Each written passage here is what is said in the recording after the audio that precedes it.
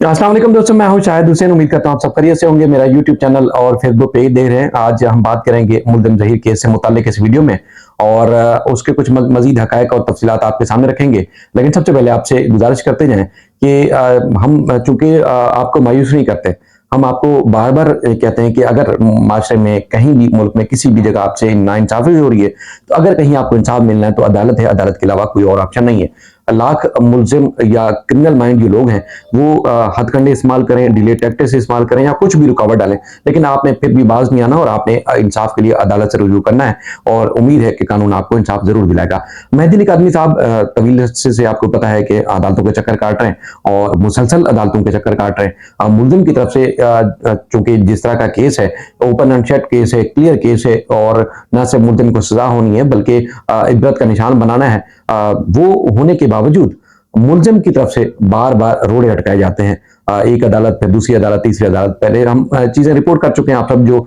Regular देखते हैं आप सबको इस बारे में मालूम है। गुज़श्ता रोज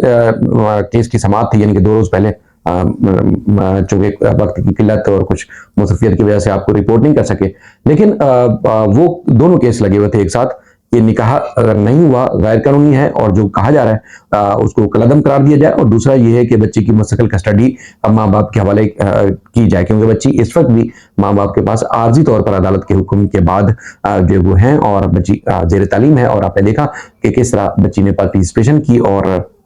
अपना माँ बाप का नाम रोशन कर रही हैं, और स्कूल वाले भी खुश हैं और हम सब खुश हैं कि बच्ची एक बहुत बड़ी मुश्किल से बाहर निकली और अब तालीम में अपना नाम बना रही है, और इंशाल्लाह माँ बाप का नाम रोशन करेगी और इंशाल्लाह कामयाब होगी। अब आज जो केस था, उस दिन केस वाले दिन मुलजिम जो है वो पेश हुआ कि हमारे वकील नहीं है, तो लिहाजा हमें टाइम दिया जाए कुछ देर के लिए। मुलजिम अकेला आया। मेहदी अली कादमी साहब और उनके जो लोग साथ होते हैं वो अदालत के अंदर मौजूद थे। कोर्ट ने उनको 9 साढ़े 9 बजे का टाइम दिया कि वापस आए, और उसके बाद हम ये केस चलाएंगे, मजीद हम आपको मोहलत नहीं देंगे। 9:30-10 बजे के करीब मुलजिम ज़हीर फिर आया अकेला, और आके अदालत को कहता है, जी हमें तो आप पे एतमाद नहीं है, और हमने पहले भी आपसे कहा था कि आप केस की कार्रवाई स्टॉप कर दें, तो लिहाजा आप ये केस ना चलाएं और ये केस किसी दूसरी अदालत को मुंतकिल कर दिया जाए। हम दरखास्त दे चुके हैं, और दोनों केस आपने खिलाफत, यानी निकाह और उसके बाद फिर जो बच्चे की कस्टडी वाला केस है, क्योंकि हमें आपसे उम्मीद नहीं है कि आप इंसाफ दें, आप जानिबदार हो चुके हैं, तो लिहाजा आपसे इंसाफ की तवक्को नहीं है, ये केस आप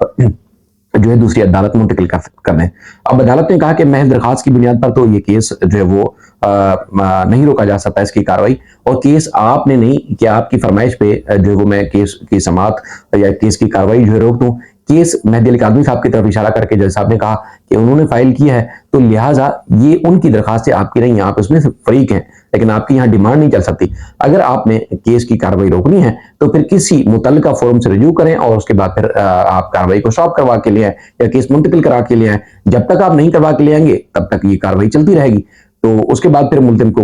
टाइम दिया गया उसकी रिक्वेस्ट के ऊपर कि मुझे काउंसल या वकील आने के लिए टाइम दिया जाए। फिर मुल्जिम ने क्या किया कि 1-1:30 बजे के करीब अदालत ने जैसा टाइम दिया, फिर वो एसोसिएट के पास आए, साथ आए और कहा कि हमने देखी एफिडेविट आके जमा कराया कि हमने फलां जगह जो है वो केस दायर कर दिया है, तो लिहाजा हमें अब मोहलत दे और हमें इंसाफ दे। लिहाजा हमें जब तक ये केस की कार्रवाई जो है वो मुंतकिल नहीं होती, तो लिहाजा आप कार्रवाई रोक दें। जज साहब ने अपनी जो डायरी शीट थी उसमें भी यही मेंशन किया, और जो वेबसाइट पे मौजूद है उसमें भी ये मेंशन किया कि केस को कार्रवाई तब रुकेगी जब ये अदालत कोई या स्टे ऑर्डर जारी कर दे या मुकदमा मुंतकिल कर दे। सलामत अली साहब है जज साहब, और उन्होंने अब जो है वो आखिरी मोहलत दी है 21 फरवरी की, और मुल्जिम ने जो है वो सेशन अदालत में दरखास्त दी है कि मुकदमा मुंतकिल किया जाए, लेकिन फिलहाल कार्रवाई जो है रोकी नहीं गई है। अब देखते हैं आने वाले दिनों में क्या होता है। अब सूरत हाल बड़ी गंभीर भी है, नाजुक भी है, और आप सब इस मामले को समझते भी हैं। दूसरा, चूंकि सिंध हाई कोर्ट ने मुकदमा फैमिली जो ट्रायल कोर्ट था इलियास पिरमल साहब की अदालत में, जिसमें मेन ट्रायल है, जिसमें मुल्जिम के खिलाफ क्रिमिनल कार्रवाई जारी है, वो केस जो है सिंध हाई कोर्ट ने ऑर्डर दिया था कि उस ADA 7 से मुंतकिल कर दिया जाए, यानी कि सेशन जज जो ईस्ट के हैं वो खुद केस को सुनेंगे। वो केस पेंडिंग है और उसमें 4 मार्च की डेट है, और सिंध हाई कोर्ट ने चूंकि ये ऑर्डर जो दिया था उसमें और भी काफी, यानी कि जो रिलीफ मांगा भी नहीं दिया गया था, और वो क्लियर भी नहीं, यानी कि ऐसी ऐसी बातें बीच में कर दी जिसका उस जज को इख्तियार ही नहीं था उस वक्त उस दरखास्त में ये सब कुछ मेंशन करने का। हमारे मुअज़्ज़िज़ जज हैं अदनानुल करीम यमन साहब, उन्होंने वो सब कुछ मेंशन कर दिया और क्लियर नहीं लिखा कि ये हमारी ऑब्जर्वेशन है या मुल्जिम जो कुछ चाह रहा है वैसा, यानी कि जो माजी के स्टेटमेंट्स है उनसे, यानी कि एक अगर ऑर्डर पढ़ा जाए एक आम इंसान या एक कानूनदान या कोई भी वकील या कोई भी प्रोसिक्यूशन से रिलेटेड या कोई जज या कोई भी पढ़ता है, तो उसमें बज़ाहिर जो उनके वकील साहब हैं जिब्रान नासिर और उनकी टीम, वो समझती है कि मुकम्मल तौर पर केस से पे असरअंदाज होने की कोशिश है, कि जो बच्ची ने दबाव में या बच्ची से दबाव में बयान दिलवाया गया, वो ऐसा तासुर दिया गया उस ऑर्डर में जैसे बराह रास्त वो मुल्जिम के हक में फैसला जा रहा है। तो लिहाजा उस पर नजरसानी के लिए, रिव्यू के लिए दरखास्त दायर कर दी गई है कि अदालत ने अपना एक तो हद से तजावुज किया, केस के जो मुल्जिम की तरफ से दरखास्त दायर की गई थी कि केस उस अदालत से दूसरी अदालत में मुंतकिल किया जाए। अब अदालत या तो करती या तो ना करती, लेकिन जो डोमेन नहीं भी था वो भी उस ऑर्डर में लिखवा दिया गया है। तो ये खदशा है कि ट्रायल कोर्ट में ये ऑर्डर असरअंदाज होगा, तो लिहाजा इस अदालत में नजरसानी की जाए। अब आने वाले दिनों में इम्कान है कि उस रिव्यू जो पिटीशन फाइल की गई है मैं दिल कादमी साहब की तरफ से, उसकी भी कार्रवाई होगी। अब सूरत हाल आपको वाज़ेह नजर आ रही होगी कि किस तरह जो हमारा निज़ाम है उसको निज़ाम को कैसे घन चक्कर बनाया जाता है मुल्ज़िमान की तरफ से, और उसके बाद फिर ऊंचे कंडे इस्तेमाल करके डिले करके इस तरह का डिले कर दो कि जैसे जो मुद्दई साइड है वो हार जाए, थक हार के बैठ जाए। इस तरह जो हमारी सूरत हाल आप देखते हैं कि अवाम इस तरह की मायूसी का शिकार हो जाए कि वो दोबारा से जो है वो किसी सूरत अदालतों का इंसाफ के लिए मुल्ज़िमान के लिए खड़ी भी ना हो। लेकिन यह है कि मेहदी अली काज़मी साहब, और आपको पता है जिब्रान नासिर साहब जिस तरह डटे हुए हैं, उम्मीद है कि वो जरूर इंसाफ दिलाएंगे मेहदी अली काज़मी साहब को भी। अच्छा, मैं एक और खबर इस चूंकि ये मामले से जुड़ी हुई है वो मैं आपके सामने रखता जाता हूं, क्योंकि मैंने जिस तरह आपको बताया कि जिब्रान नासिर साहब और उनकी पूरी टीम उनकी कोशिश है कि जो मजलूम है उनको इंसाफ दिलाया जाए। एक बहुत पहले आपको याद होगा, कोई तकरीबन 1 साल लगभग, मैंने एक माजूर आदमी जिनका नाम जो है सफदर था, गदागर भी आप कह सकते हैं, और माजूर थे बेचारे, ये अजमेर नगरी थाना जो कि बिलाल कॉलोनी, ये न्यू कराची या नांगन तिरंगी से आगे की साइड में एक थाने के करीब सीसीटीवी फुटेज में देखा जा सकता था कि मुल्ज़िमान हाई रूफ पे है और एक छोटी मासूम बच्ची को उन्होंने अगवा किया और साथ लेके कोशिश की जाती रही। उसमें हमारी लुक विक्टर दोस्त हैं वो और उनकी पूरी टीम है, जिसमें गजाला सादिक साहिबा हैं और जिब्रान नासिर साहब और उनकी पूरी टीम जद्दोजहद करती रही। इस तरह जो विक्टिम्स होती हैं, फैमिलीज या खानदान, उनको इंसाफ दिलाने के लिए उनका एक बहुत बड़ा फोरम है जो कि बिला तफरीक, यानी कि वो पूरा फोरम क्रिश्चियन है, यानी कि लुक विक्टर साहब हैं, उनकी जो गजाला सादिक साहिबा हैं, और इस तरह उनके पास जो फिर इस तरह मुतासरा खानदान आते हैं, चाहे वो मुस्लिम हो, क्रिश्चियन हो, हिंदू हो, कोई भी हो, वो भी बिला जात पात का फर्क जाने वो लोगों की मदद करते हैं। तो बहरहाल ये केस पे जिब्रान नासिर साहब के पास ले जाया गया, उनकी चैम्बर में फाइट किया, और बैरिस्टर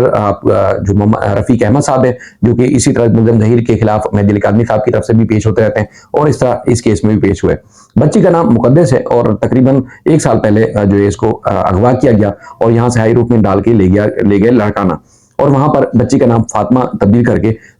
उसके साथ एक मुल्जिम नजीर जो है उसके साथ शादी कर ली गई। और फिर अदालत ने, ट्रायल कोर्ट ने, चूंकि एफआईआर हो चुकी थी, अब बार बार ऑर्डर दिए, सिंध हाई कोर्ट ने मिसिंग की दरखास्त दी, उसमें बार बार ऑर्डर दिए, तो उसमें अमल दरामद नहीं हो रहा था। लेकिन कल जो है बच्ची को बाजियाब कराकर जुडिशियल मजिस्ट्रेट के सामने पेश किया गया, और बच्ची जो है वहां चूंकि ब्रेन वॉश भी, और जिस तरह आपको समझते हैं कि जिस तरह मुल्ज़िमान दबाव डालते हैं, तो बच्ची ने उनके हक में बयान दिया। लेकिन चूंकि बच्ची माइनर थी, तो उसके बाद फिर उस लड़की को जो कि मुकद्दस नाम है, 13 साल जिसकी उम्र है, कम उम्र बच्ची है, और उसको अदालत ने चाइल्ड प्रोटेक्शन यूनिट भेज दिया, जो कि मलिर जहां दूसरी इस तरह कम उम्र बच्चियों को जिनके साथ जबरी शादियां की जाती हैं, वो उनको वहां जहां रखा जाता है। तो उसके बाद फिर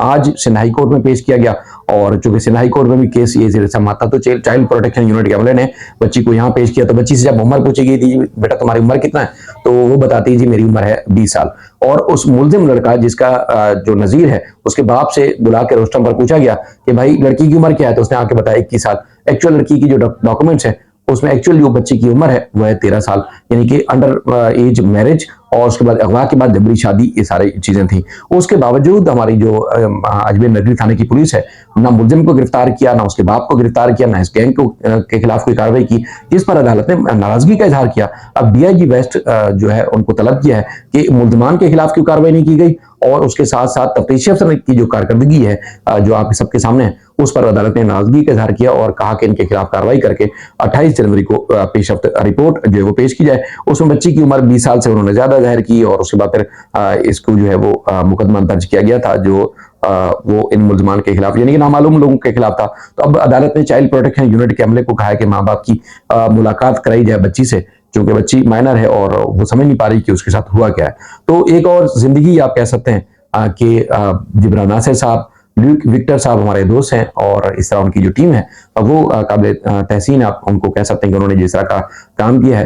या बैरिस्टर रफीक साहब जो कि मुसलसल इस केस में फाइट कर रहे थे, ट्रायल कोर्ट में भी, सिविल हाई कोर्ट में भी, और उन्होंने एक और बच्ची को महफूज किया है। उम्मीद है कि बच्ची बहुत जल्दी रिकवर भी होगी और अपने माँ बाप के पास जाएगी, लेकिन एक कठिन मुश्किल जिंदगी से वो अब बाहर आ चुकी है। लेकिन बात यह है कि उस अगर पहले वाले जहीर वाले केस से जोड़ा जाए तो फिर अगर जहीर को इस वक्त इबरतनाक सजा हो चुकी होती जो कि उसने जुर्म किया है, जो कि अदालतों में पुलिस रिकॉर्ड और सारे अदालती शवाहिद के ऊपर जो मौजूद है, उस हिसाब से अगर उसने जुर्म किया है, जुर्म साबित होता तो उसको सजा दी जा चुकी होती, तो फिर ये वजीर या उसके नजीर या और जो भी लड़काना वाली टीम थी, ये किसी मासूम बच्ची को जो कि गदागर थी, सड़कों पर भीख मांगती थी, उसको इस तरह अगवा करके उसकी जिंदगी आजाद ना करते, उसको इस तरह जो है मजीद मुश्किल में ना डालते। तो उम्मीद है कि मामला बेहतर